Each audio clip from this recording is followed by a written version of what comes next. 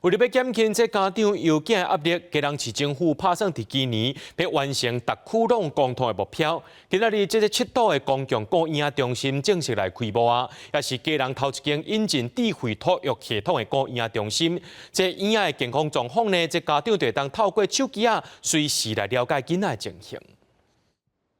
未来婴仔只要困伫这顶智慧眠床，电脑就随回报婴仔的心跳、喘气和困眠记录。这是7度托婴中心，是基隆市第一间引进智慧托育系统的公立托育中心。小朋友因为睡觉戴口罩或者是口水巾闷住的这个状况，虽然法规有规定，可是有时候疏忽上，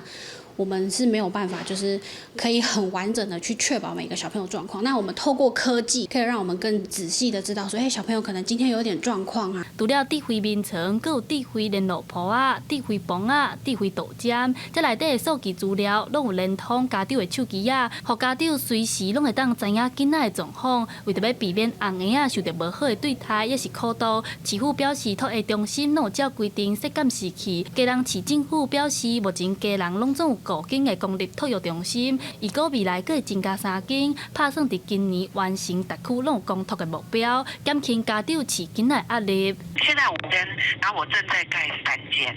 那应该说有1间正在盖，有2间正在规划，那正在盖的那间也会放这个系统。另外，伫去年12月开始，嘛有增加这区定点临时托育的服务，让家长通就近得到专业的服务。也若智慧托育系统敢会扩大应用，市府讲刷落来会参考7度托婴中心的成果，再来决议讲其他的托婴中心敢有要实施。记者陈阿轩、曾俊佑，基隆报道。